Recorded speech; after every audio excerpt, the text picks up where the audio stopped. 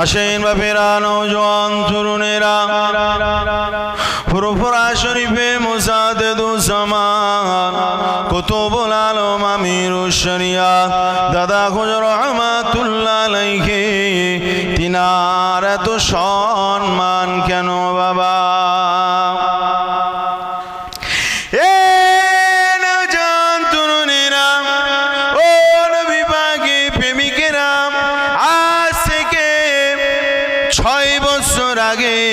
ছয় কি 7 বছর আগে একজন হিন্দু লোক আমার সঙ্গে দুজনার কথা কইছে। সে তখন আমাকে বলছে যে আবু বকর দাদা হুজুর, ফুরফুরা দাদা হুজুর, তার জীবনীটা আমি পড়েছি। তার জীবনীটা যেন হুবহু প্রফেট মুহাম্মদ রাসূলুল্লাহ সাল্লাল্লাহু আলাইহি সাল্লামের মতো। জোরে বলুন সুবহানাল্লাহ। এই নওজোয়ান তরুণেরা, আমি তাকে বললাম আল্লাহ নবী যে রাস্তা চলেছেন, আল্লাহ নবী যে রাস্তার কথা বলেছেন, জামানার মুজাদ্দিদ দাদা হুজুর রহমাতুল্লাহ আলাইহি ওই রাস্তার উপর দিয়েই চলেছে। একটু জোরে হবে না সুবহানাল্লাহ? এই নওজোয়ান তরুণেরা, বসিরহাটের বড় মাওলানা আল্লামা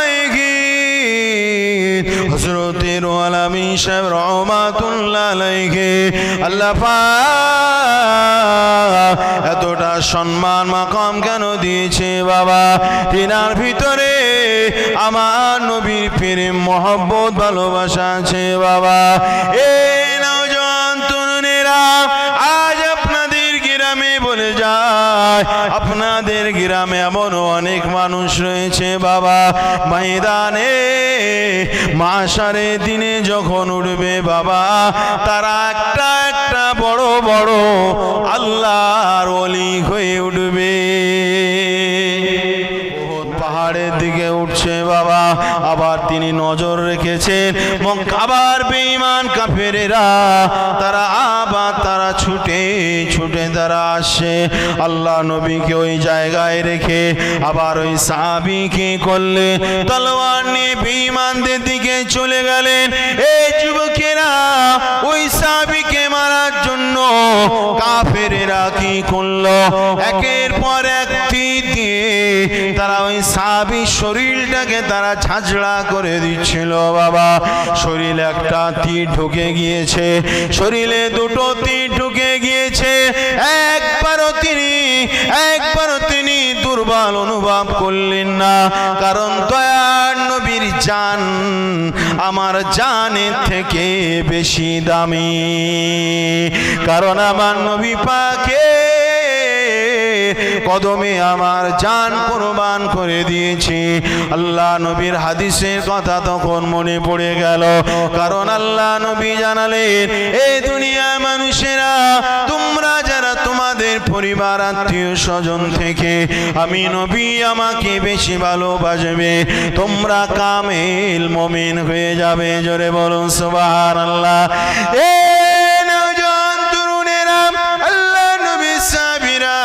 তিনারা এই আমলটা, এই মহব্বত ভালোবাসাটা প্রতিটা কদমে কদমে, প্রতিটা মুহূর্তে দেখিয়েছে।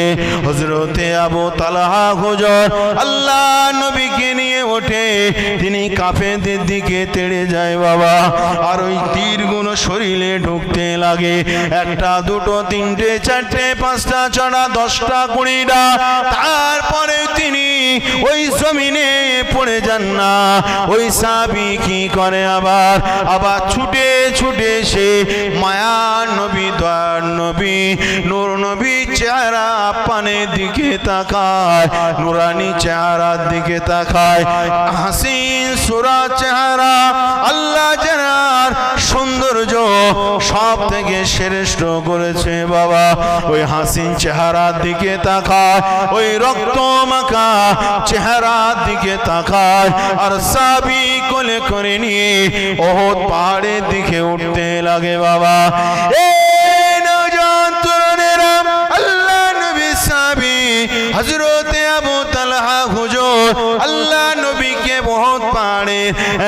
নির্দিষ্ট জায়গায় পৌঁছে দিয়ে হযরতে আবু তালহা হুজুর জমিনের উপরে আছাড় খেয়ে পড়ে গেলেন। আবু তালহা হুজুর আর উঠতে পারছে না, আবু তালহা হুজুর আর উঠতে পারছে না। হযরতে আবু বকর ছুটে আসলেন, হযরতে ওমর ছুটে আসলেন, আল্লাহ নবীর আরো সাহাবীরা ছুটে আসলেন। আল্লাহ নবীকে জিজ্ঞাসা করছে, কাইফা হালুকা ইয়া রাসূলুল্লাহ, ইয়া হাবিবাল্লাহ, হুজুর আপনি কেমন আছেন, হুজুর আপনি কেমন আছেন? আল্লাহ নবী বললেন, আমি তো ভালো আছি, তবে যাও যাও, তোমরা যদি জিন্দা শহীদকে দেখতে চাও, জিন্দা শহীদকে দেখতে চাও, তাহলে দেখো দেখো ওই তালহা শুয়ে রয়েছে। জোরে বলুন সুবহানাল্লাহ। আল্লাহ নবী সাহাবীরা ছুটে গেলেন, জিন্দা সাহাবী, জিন্দা শহীদ হযরতে তালহা হুজুরকে দেখার জন্য ছুটে গেলেন। আল্লাহ নবী সাহাবীরা গিয়ে দেখছে তালহা হুজুরের শরীরে একটা নয়, দুটো নয়, তিনটে নয়, 70 থেকে 72টা তীর আল্লাহ নবী সাহাবীর সিনাতে লেগেছিল। তথাপি আমার নবী সাহাবী তিনি দুর্বল হয়ে পড়েননি, তিনি আল্লাহ নবী থেকে ফিরে যাননি, তিনি আল্লাহ নবী থেকে মুখটা ঘুরিয়ে নেননি। তিনি একবারও বলেননি যে নবীর সঙ্গে থাকলে জান চলে যাবে, এত রিস্ক আমরা নিতে পারবো না। আল্লাহ নবী সাহাবী তিনি 70টা তীর খাবার পরেও তিনি যে বেঁচে ছিলেন সেটা অন্য কোনো কারণ নয়, সেটা হলো আমার আপনার নবী দান নবী নূর নবীর কারণে। একটু জোরে হবে না? নারে তাকবীর, নারে তাকবীর। এটাই তো নবীর মহব্বত, এটাই নবীর মহব্বত। নবীর মহব্বতে সাহাবারা জীবন দিয়েছে, আর আমরা এই দুনিয়ার জমিনে হারামের জন্য আমরা জীবন দেই, ঠিক না বেটি? হ্যাঁ, হারামের জন্য আমরা জীবন দেই। দুনিয়া করতে গিয়ে কত মার, দুনিয়া করতে গিয়ে কত মার, খুন খারাপি, মার্ডার, সবকিছুই করেছি। কি গো, একবারও কি আল্লাহ নবীর জন্য একবারও চড় খেয়েছি? হ্যাঁ, ইনসাফের জন্য, কলেমার দাওয়াতের জন্য, ইসলামের জন্য কেউ যদি কোনোদিন একটা চড় খায়, কেউ যদি কোনোদিন একটা গালি শোনে, খোদার কসম করে বলছি ওর মরণ পর্যন্ত ওই শান্তি, ওই আরাম কোনোদিন ভুলবে না। জোরে বলুন সুবহানাল্লাহ। একবার ইসলামের জন্য মার খেয়ে দেখে, একবার ইসলামের জন্য মার খেয়ে দেখে, একবার ইসলামের জন্য গালি শুনে দেখে। আমাদের সমাজে মানুষ সবাই চাচ্ছে যে মুহাম্মদ সাল্লাল্লাহু আলাইহি ওয়াসাল্লাম 1500 বছর আগে এসেছিল, তার আদর্শ এখনো পৃথিবীর মানুষ মেনে চলে, এখনো পৃথিবীর মানুষ মেনে চলে। অর্থাৎ ওই আদর্শকে শেষ করে দিতে হবে, ঠিক না বেটি? আচ্ছা বলেন, আমরা তো মুসলমান, আমরা মুসলমান আল্লাহ ছাড়া কারো ভয় করি? হ্যাঁ, আল্লাহ ছাড়া কারো ভয় করি? আল্লাহ ছাড়া যদি কারো ভয় করি, যদি এরকম আপনার ঈমান হয়, ওটা আপনার ঈমান নয়, ওটা আপনি বেঈমান ঈমানদার। বুঝাচ্ছে কথা? মুসলমানেরা আল্লাহ ছাড়া কাউকে ভয় করে না। একবার জোরে বলুন সুবহানাল্লাহ। একবার তাকবীর দাও জোরে, নারে তাকবীর, নারে তাকবীর, নারে তাকবীর। এই তাকবীরই তো ছিল সাহাবীদের মূল অস্ত্র, এই ঠিক না বেটি? আমার আব্বা জানেরা, আমার আব্বা জানেরা, আমার ভাই জানেরা, আল্লাহ নবী সাল্লাল্লাহু আলাইহি ওয়াসাল্লাম তিনি যে ইসলামের জন্য তিনি যে মেহনত করেছেন, নারীদের ইজ্জতের জন্য তিনি যে পরিশ্রম করেছে, কি গো সমাজের মানুষের আজ নারীদের সম্মান দেয়? এই নারীদের ইজ্জত দেয়? নারীদের ইজ্জত দেয় না। আল্লাহ নবী নারীদের পর্দা দিয়েছে, আর বর্তমান যুগের কিছু কিছু মানুষ নারীদেরকে মডেল করছে যাতে জনস্রোত তৈরি হয়। ঠিক না বেটি? খপ্পরে পড়া যাবে? এই খপ্পরে পড়া যাবে? ইমানটা আগে বাবা, আমাদের কি আগে? ইমান আমাদের আগে, আল্লাহ নবীর মহব্বত, আল্লাহ নবীর আদর্শ। জোরে বলুন সুবহানাল্লাহ। রাসূল পাক সাল্লাল্লাহু আলাইহি ওয়াসাল্লামকে অনুসরণ করেছিলেন হযরতে উমর রাদিয়াল্লাহু তাআলা। জোরে বলুন সুবহানাল্লাহ। একটু জোরে হবে না সুবহানাল্লাহ? কি গো ওমর হুজুর তিনি খলিফা ছিলেন কি ছিলেন না? হ্যাঁ, তিনি তো দেশ পরিচালনা করেছেন, তাই তো নাকি? হযরতে উমর হুজুর তিনি খলিফা, দেশের বাদশা, প্রেসিডেন্ট, খলিফা। উমর হুজুরের শরীরে একটা কাপড় রয়েছে, ওই কাপড়টা আপনার পুরাতন কাপড়, মানে অনেক দিন হয়ে গিয়েছে, কাপড়টা ফেঁসে ফেঁসে ফেঁসে ফেঁসে গিয়েছে। তো হযরতে উমর হুজুরকে বলবে, হযরতে উমর হুজুরকে যে বলবে যে আপনি দেশের একজন খলিফা, আমিরুল মুমিনিন, তা আপনি এই রকম একটা ছিঁড়া ফাটা কাপড় পরেছেন, ছিঁড়া ফাটা কাপড় পরেছেন। কেউ বলবে এই বলার সাহসটুকু পাচ্ছে না, তো তারা খুঁজতে খুঁজতে খুঁজতে খুঁজতে কাকে দিয়ে বলানো যায় কথাটা, তো খুঁজতে খুঁজতে হযরতে হাফসা রাদিয়াল্লাহু তাআলা আনহা তিনাকে বললেন যে আমাদের আমিরুল মুমিনিন উমর ফারুক, উমর ইবনুল খাত্তাব রাদিয়াল্লাহু তাআলা আনহু, তিনাকে বলবে যে দেশের বাদশা, দেশের বাদশা হয়ে এত ছিঁড়া কাপড় পরেন, এটা আমাদের খুব খারাপ লাগে, একটু উন্নত মানের কাপড় পরেন, একটু উন্নত মানের কাপড় পরেন। আল্লাহ নবী সাহাবী আমিরুল মুমিনিন কি জবাব দিয়েছিলেন? হযরত উমর ফারুক এই প্রশ্নটা শুনে তার চেহারা রংটা চেঞ্জ হয়ে গিয়েছিল। হযরত উমর হুজুর তিনি বলেছিলেন, তোমরা কি আল্লাহ নবীকে কি তোমরা দেখো না? আল্লাহ নবী পৃথিবীর জমিনে তিনার দুটো সব থেকে সুন্দর কাপড় ছিল, দুটো তিনি কাপড় রেখে দিয়েছিলেন, স্পেশাল ভাবে দুটো কাপড় রেখে দিয়েছিলেন। তিনি একটা কাপড় তিনি মদিনা নববীতে জুমার দিনে পরতেন, আর একটা কাপড় তিনি ঈদের সময় পড়তেন। জোরে বলুন সুবহানাল্লাহ। হযরত উমর হুজুর বললেন, ও নবী পাকের সাহাবীরা, আল্লাহ নবীকে কি তোমরা দেখো না? এই দুটো হলুদ মতো কালার, হলুদ রঙের মতো কালার, এই দুটো কাপড় আমার নবী ছিল। তোমরা কি আল্লাহ রসুলের পিঠে কখনো কি চ্যাটার কোনো দাগ দেখো নি? চ্যাটা পর্যন্ত নাকি? হ্যাঁ, চ্যাটা খেজুর পাতা দিয়ে এইসব দিয়ে বোনা হয় না, চ্যাটার কোনো দাগ দেখোনি? হ্যাঁ, দাগ দেখেছি। সেই সময় ওমর হুজুর বললেন, ও হাফসা শুনে রেখে দাও, আল্লাহ নবী নবী আল্লাহ পাক জিনাকে পৃথিবীর জমিনে সমস্ত সম্পদ দিতে চেয়েছিল, সেই নবী সম্পদ নেয়নি, তার অনুসারী হয়ে দেশের প্রেসিডেন্ট বাদশাহ তাই কি হয়েছে, আমি এক চুল পরিমাণ উত্তম কাপড় পরব না।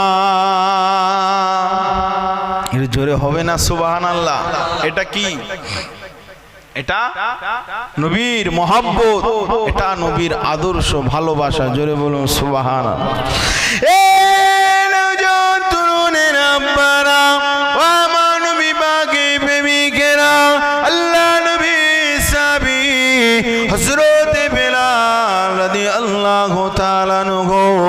আমার নবীকে এতটা ভালোবাসতেন, গরিব হয়েছে তাই কি হয়েছে, এ দুনিয়া মানুষেরা শুনে রেখে দেন, গরিব হওয়াটা কোনো অপরাধ নয়, গরিব হওয়াটা কোনো অপরাধ নয়, ধনী হওয়াটা কোনো অপরাধ নয়। আপনি যদি হারাম কাজ করেন এটাই হলো আপনার অপরাধ। আপনি গরিব বলে ধনী হওয়ার জন্য আপনি যে হারাম কাজগুলো করছেন এটাই আপনার জন্য অপরাধ। ধনী হয়েছেন আরো ধনী হওয়ার জন্য আরো অবৈধ পন্থায় টাকা ইনকাম করেছেন, এটা আপনার অপরাধ হয়ে যাবে বাবা। এর তরুণের আব্বারা হযরতে বেলাল আল্লাহ নবী সাহাবী গরিব ছিলেন তাই কি হয়েছে, কিন্তু আমার নবীর মহব্বত থাকায় হযরতে বেলাল হুজুর তিনি জান্নাতি হয়ে গিয়েছিলেন। তরুণেরা আল্লাহ নবী সাহাবী হযরতে বেলাল হুজুরকে আল্লাহ নবী যখন মেরাজে গিয়েছিলেন বাবা, আল্লাহ নবী মেরাজ থেকে ফেরার পরে হযরতে বেলালকে বলেছিলেন, ও বাবা বেলাল, আমি যখন মেরাজে যাই আমি বড় একা হয়ে গিয়েছিলাম, আমার মনে ভয় জাগছিল আমি একা কি করব। তখন সেই সময় একটা পায়ের আওয়াজ শুনতে পেলাম। ও বেলাল, ওই পায়ের আওয়াজটা অন্য কারো আওয়াজ নয়। ও বেলাল, ওই পায়ের আওয়াজটা তোমারই পায়ের আওয়াজ। জোরে বলুন সুবহানাল্লাহ। এই নওজোয়ান তরুণেরা আল্লাহ নবী জিজ্ঞাসা করলেন, ও বাবা বেলাল, পৃথিবীর জমিনে তুমি কি এমন আমল করো এই জন্য তোমায় জান্নাতে তোমার পায়ের আওয়াজ শুনেছি। হযরতে বেলাল হুজুর সেই সময় বলেছিলেন, ইয়া রাসূলুল্লাহ, ইয়া হাবিবাল্লাহ হুজুর, আপনি তো বলেছিলেন কেউ যদি মসজিদে ঢোকার পরে দুখুলুল মসজিদ 2 রাকাত নামাজ আদায় করে নেয় ওই ব্যক্তি জান্নাতে চলে যাবে। ইয়া রাসূলুল্লাহ, হাবিবাল্লাহ হুজুর, আপনি যেদিন থেকে বলেছিলেন আপনার কথার উপরে আমি বেলাল আজও পর্যন্ত যখনই মসজিদে ঢুকি 2 রাকাত দুখুলুল মসজিদ নামাজ আদায় করি। এটা জোরে বলুন না সুবহানাল্লাহ। জান্নাত এমনি তাদের ডাকছে, হ্যাঁ, নবীর কথায় নামাজ ছাড়েনি, আর আমরা পকেট ভরানোর জন্য আল্লাহর নবীর নীতি আদর্শ সম্মান ইজ্জতকে আমরা কুরবানি করে দিচ্ছি কি দিইনি বাবা? দিচ্ছি তো নাকি? হযরতে বেলাল হুজুর গরিব ছিলেন, দেখতে খারাপ, তাই কি হয়েছে, আল্লাহর নবীর একটা হাদিস মনে পড়ে গেল বাপেরা। আল্লাহর নবী বললেন যে সমাজের বুকে কিছু কিছু মানুষ রয়েছে যে তাদেরকে কখনো মানে ডাকা হয় না, তাদের সমাজের মানুষ কোনো গুরুত্ব দেয় না, কোনো মিটিং বলেন, আলোচনা বলেন, পরামর্শ বলেন, সমাজের মানুষ তাদেরকে ডাকে না কো। কিন্তু এরা অনেক সমাজে আনভ্যালু, যাদের কোনো ভ্যালু নেই, এরকম সমাজে এরকম মানুষগুলো আল্লাহর মাহবুব প্রিয় বান্দা হয়ে থাকে। জোরে বলুন সুবহানাল্লাহ। একটু জোরে হবে না কি গো? আপনাদের এই গ্রামে অনেক এমন মানুষ রয়েছে তাদের মানুষ মূল্যায়ন করে না, ঠিক না বেটি? মসজিদে মিটিং হবে, জলসায় মিটিং হবে, বা পাড়ার কোনো মিটিং হবে, তাদের কোনো ভ্যালুই নেই। ও ভিখারির বাচ্চা ভিখারি, গরিবের বাচ্চা গরিব, ওর ডেকে কি হবে?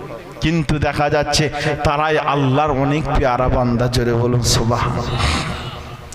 আসেন বাপেরা, নওজওয়ানেরা, হযরতে বেলাল রাদিয়াল্লাহু তাআলা আনহু তিনার মর্যাদা আল্লাহ পাক এত কেন দিয়েছে বাবা? হযরতে বেলাল রাদিয়াল্লাহু তাআলা আনহু কালো ছিলেন তাই কি হয়েছে? জবান তুতলা ছিল তাই কি হয়েছে? হযরতে বেলাল হুজুরের সিনায় আমার নবীর মহব্বত ভালোবাসায় ভরপুর হয়ে গিয়েছে ছিল। জোরে বলুন সুবহানাল্লাহ। তরুণেরা আল্লাহ নবী সাহাবী হযরতে বেলাল রাদিয়াল্লাহু তাআলা আনহু তিনার জবানটা তোতলা রসুল্লাহ ছিল বাবা। আশহাদু আল্লাহ বলতে পারতেন না, আশহাদু আন্না বলতেন, আশহাদু আল্লাহ আশহাদু আন্না বলতেন। হযরতে বেলাল হুজুরের জবানটা তুতলা হওয়ার কারণে এক তারিখে মদিনা সাহাবীরা বললেন, ইয়া রাসূলুল্লাহ, ইয়া হাবিবাল্লাহ, হুজুর আপনি নববীর মুয়াজ্জিনটা চেঞ্জ করে অমুক একজনকে মুয়াজ্জিন করে দিন, তার এলানটা খুব ভালো, তার এলানটা খুব ভালো। হযরতে বেলাল হুজুরকে আর মুয়াজ্জিনের খাতায় আর রাখবেন না। আল্লাহ নবী ডাক দিলেন, ও বাবা বেলাল, আমার সাহাবীরা অমুককে মুয়াজ্জিন হিসাবে ঠিক করেছে। ও বাবা বেলাল, আজ থেকে তুমি নববী শরীফেতে আজান দিতে পারবে না। হযরতে বেলাল হুজুর কাঁদতে কাঁদতে অঝর নয়নে তিনি তিনার ঘরের দিকে চলে গেলেন। বাবা তরুণেরা, পরের দিন ফজরের সময় হয়ে গেল। আল্লাহ পাকের ফেরেশতা হযরতে জিবরাইল আলাইহিস সালাম আমার নবীর দরবারে হাজির হয়ে গেলে। ইয়া রাসূলুল্লাহ, হাবিবাল্লাহ, হুজুর আজকে কি নববীতে আজান হয় না? হুজুর আজকে কি নববীতে আজান হয় না? ইয়া রাসূলুল্লাহ, আজকে কি নববীতে আজান হয় না? আল্লাহ নবী বললেন, ও ভাই জিবরাইল, নববীতে তো আজকে আজান হয়েছে। হযরতে জিবরাইল বললেন, ইয়া রাসূলুল্লাহ, ইয়া হাবিবাল্লাহ, আজকে নববীর আজান আল্লাহ পাকের আরশে আজিমে পৌঁছায় না। ইয়া রাসূলুল্লাহ, আসমানের ফেরেশতারা নববী শরীফের আজান তারা শোনার জন্য দলে দলে কাতারে কাতারে তারা সকলে দাঁড়িয়ে থাকে। এই নওজোয়ান যুবকেরা, আল্লাহ নবী বললে, ও জিবরাইল আলাইহিস সালাম, আজকে নববীতে আজান হয়েছে, তবে আজান অন্য আমার সাহাবী আজান দিয়েছে, এই আজান আমার বেলাল আজকে আজান দেয় না। আল্লাহ নবীর ফেরেশতা, আল্লাহ পাকের ফেরেশতা হযরতে জিবরাইল বললেন, ইয়া রাসূলুল্লাহ, ইয়া হাবিবাল্লাহ, হুজুর যদি বেলাল যদি নববী শরীফেতে যদি আজান খানা না দেয়, আল্লাহ পাক সূর্য উঠাবে না। ইয়া রাসূলুল্লাহ, ইয়া হাবিবাল্লাহ, বেলাল যদি আজান না দেয়, আল্লাহ সূর্য তুলবে না, আজ সকাল হবে না, কিয়ামত চলে আসবে, আর সকাল হবে না। আল্লাহ নবী বললেন, ও বাবা বেলাল, যাও যাও, চলে যাও মসজিদে নববীতে গিয়ে হযরতে বেলাল হুজুর আজান দিলে, আল্লাহ পাক সুবে সাদিক পার করে দিলে। আরো জোরে বলুন সুবহানাল্লাহ। আল্লাহ নবী সাহাবী হযরতে বেলাল হুজুর, হযরতে বেলাল হুজুর 1 তারিখে রমজান মাসে আল্লাহ নবী দরবারে আসলেন। সেহরি খাবার সময় আল্লাহ নবী দরবারে আসলেন। সেহরির সময় আল্লাহ নবীর কাছে, সেহরি শেষের সময় আল্লাহ নবীর কাছে এসে বললেন, ইয়া রাসূলুল্লাহ, ইয়া হাবিবাল্লাহ, হুজুর সেহরির সময় শেষ হয়ে গিয়েছে, আপনি সেহরি খাওয়া বন্ধ করুন। কি বলছে? সেহরি সময় শেষ হয়ে গেছে, আপনি সেহরি খাওয়া বন্ধ করুন। আল্লাহ নবী সাল্লাল্লাহু আলাইহি ওয়াসাল্লাম তিনি হযরতে আলী রাদিয়াল্লাহু তাআলা আনহু একসঙ্গে পরিবার ফ্যামিলি একসঙ্গে সুন্দরভাবে লম্বা সময় ধরে সেহরি খেতেন। জোরে বলুন সুবহানাল্লাহ। আল্লাহ নবী সাল্লাল্লাহু আলাইহি সাল্লামে সেহরি খাওয়া শেষ, ফজরের ওয়াক্ত শুরু। জোরে বলুন সুবহানাল্লাহ। হযরতে বেলাল হুজুর 1 তারিখে কি করলেন, যে আল্লাহ নবী সেহরি খাচ্ছে, হযরতে আলী হুজুর সেহরি কি আলোচনা অসুবিধা হচ্ছে নাকি বাপ? হ্যাঁ, একটু অসুবিধা হলে বলবেন, একটু অচেনা হলে একটু খারাপ লাগে, তাই তো নাকি, মন সেটিং হয় না। যাই হোক, আমার আব্বারা, আমার ভাইজানেরা, হযরতে বেলাল হুজুর, হযরতে আলী হুজুর আর আল্লাহ নবী রয়েছে, এসে বলছি ইয়া রাসূলুল্লাহ ফজরের সময় হয়ে গিয়েছে, সেহরি খাওয়া শেষ, আপনি বন্ধ করে দেন। হযরতে বেলাল হুজুর চলে গেলেন।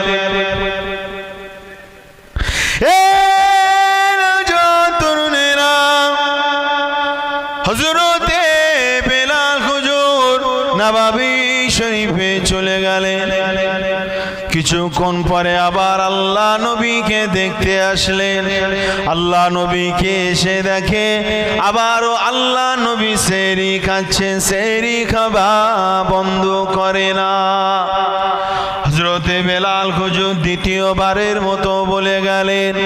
তৃতীয়বার আবার আল্লাহ নবী দরবারে চলে আসলেন। ইয়া রাসূলুল্লাহ, ইয়া হাবিবাল্লাহ, হুজুর সেহরির সময় শেষ হয়ে গিয়েছে, হুজুর সেহরির সময় শেষ হয়ে গিয়েছে।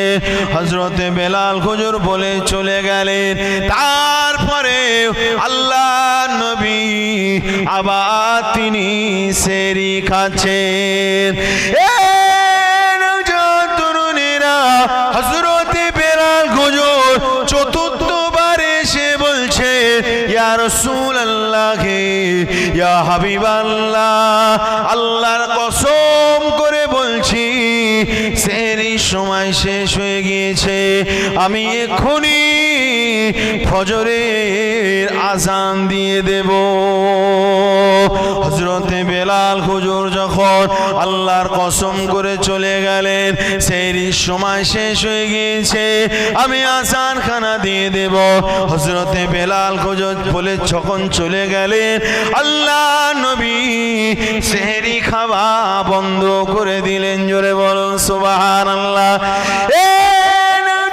তরুণেরা, হযরতে আবু তালহা, হযরতে আলী রাদিয়াল্লাহু তাআলা আনহু বেলাল হুজুরকে ডেকে বললেন, ও বাবা বেলাল, ও বাবা বেলাল, পৃথিবীর জমিনে মুহাম্মদুর রাসূলুল্লাহ সেহরি করবে আর আল্লাহ পাক সেহরির সময় শেষ করে দেবে, হতে পারে না।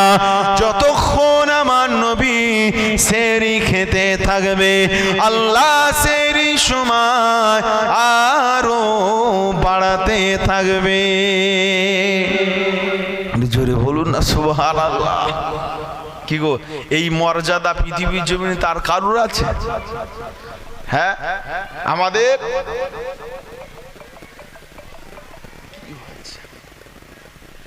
এই মর্যাদা পৃথিবীর জমিনেতে কারণ না, একমাত্র নবী মুহাম্মদ রাসূলুল্লাহ সাল্লাল্লাহু আলাইহি ওয়াসাল্লাম। জোরে বলুন না সুবহানাল্লাহ। সেহরি খাবে, আল্লাহ সেহরির সময় শেষ করবেন, আস্তে আস্তে বাড়াবে। এই মর্যাদা কার? আল্লাহর নবীর মর্যাদা। জোরে বলুন সুবহানাল্লাহ। আসেন বাপেরা, নওজোয়ান তরুণেরা, আল্লাহ নবীকে 1 তারিখে একজন সাহাবী দাওয়াত করলেন। যুবকেরা, তরুণেরা, আল্লাহ নবীকে দাওয়াত করেছে, আল্লাহ নবীকে মেহমানদারি করবে। আল্লাহ নবীর মর্যাদা কেমন শোনেন। অসম্ভবকে সম্ভব করতে পারে আল্লাহ নবী, জোরে বলুন সুবহানাল্লাহ। আল্লাহ নবী সাল্লাল্লাহু আলাইহি ওয়াসাল্লামকে ওই সাহাবী দাওয়াত করে বাড়িতে বকরি জবাই করেছে, আল্লাহ নবীকে খেতে দেবে। আল্লাহ নবী তিনি চলে আসলেন। আল্লাহ নবী তিনি ছাগল বকরির সামনের রান খেতে ভালোবাসতেন, জোরে বলুন সুবহানাল্লাহ। একটু জোরে হবে না সুবহানাল্লাহ? সামনের রান আল্লাহ নবী খুব পছন্দ করতেন, মানে সামনের রান খুব নরম হয়, জোরে বলুন সুবহানাল্লাহ। নওজোয়ান তরুণেরা, আল্লাহ নবী খেতে বসেছে বাবা। ওই সাহাবী জানতেন আল্লাহ নবী রানকে বড্ড ভালোবাসে। আল্লাহ নবীর ওই সাহাবী কি করলেন, হাঁড়ি থেকে রানটা বার করে আল্লাহ নবী দরবারে দিয়ে দিলেন। আল্লাহ নবী তিনি রানটা খেয়ে নিলেন। আল্লাহ নবী আবার বললেন আর একটা রান নিয়ে আসো। ওই সাহাবী কি করলেন, আবার একটা তিনি রান নিয়ে চলে আসলেন, জোরে বলুন সুবহানাল্লাহ।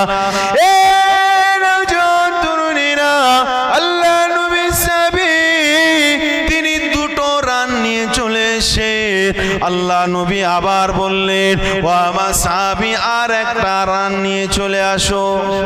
ভালো করে শুনবেন, একটা ছাগলের একটা বকরির সামনের রান কটা হয়? দুটো হয়। আল্লাহ নবী তিনি একটা খেলেন, দুটো খেলেন। দুটো খাওয়ার পরে ওই সাহাবীকে বলছে যে সাহাবী তুমি আর একটা রান নিয়ে আসো।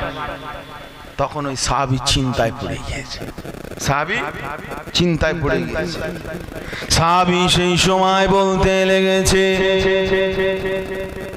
ইয়া রাসূলুল্লাহ হে ইয়া হাবিবাল্লাহ, হুজুর একটা ছাগলের তো দুটো রান হয়, হুজুর আপনাকে তো দুটো রানই দিয়ে দিলাম।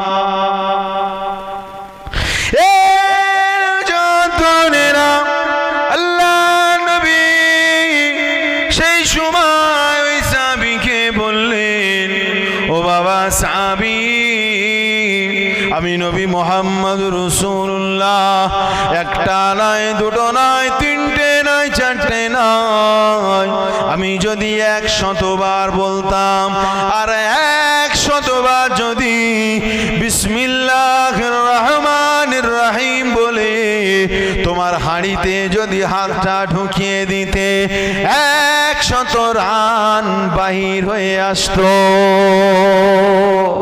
একটু জোরে হবে না সুবহানাল্লাহ?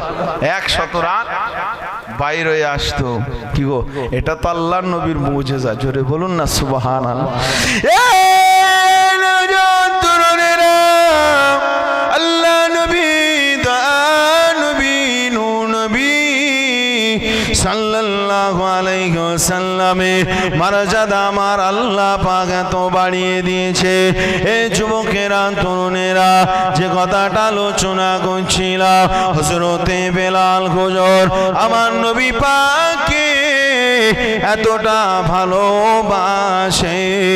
হযরতে বেলাল হুজুরের আজান আমার আল্লাহ দরবারে পৌঁছে যায়, জোরে বলুন সুবহানাল্লাহ। এই নওজোয়ান তরুণেরা, হযরতে বেলাল রাদিয়াল্লাহু তাআলা আনহু তিনি যে আল্লাহু আকবার বলে, আল্লাহু আকবার আল্লাহর কসম করে আল্লাহ নবীকে যে বলে চলে গিয়েছিলেন হুজুর সেহরির সময় শেষ হয়ে গিয়েছে। হযরতে আলী বলেন ও বাবা বেলাল, ও বাবা বেলাল, আল্লাহ পাক কখনো হাবিব সেহরি করবে আর সময়টা শেষ করে দেবে হতে পারে না। ও বাবা বেলাল, তুমি যে কসম করেছো, তুমি যে আল্লাহর কসম করেছো, আল্লাহ তোমার কসমের সম্মানার্থে আল্লাহ পাক ফজরের সময় করে দিয়েছে। একটু জোরে হবে না সুবহানাল্লাহ? এটা কিসের পাওয়ার? ইমানের পাওয়ার। ঠিক না বেঠি? এটা ইমানের পাওয়ার। ইমান থাকবে তো আপনি কামিয়াবি হয়ে যাবেন। জোরে বলুন সুবহানাল্লাহ। তরুণীরা, আল্লাহ নবী সাহাবী হযরত বেলাল রাদিয়াল্লাহু তাআলা আনহু গরীব ছিলেন, তাই কি হয়েছে? কালো ছিলেন, তা কি হয়েছে? দিলটা ছিল নূরুন আলা নূর, দিলে ছিল আমার নবী পাকের মোহাব্বত, ভালোবাসা, আমার নবীর প্রেমে ভরপুর ছিল। জোরে বলুন সুবহানাল্লাহ।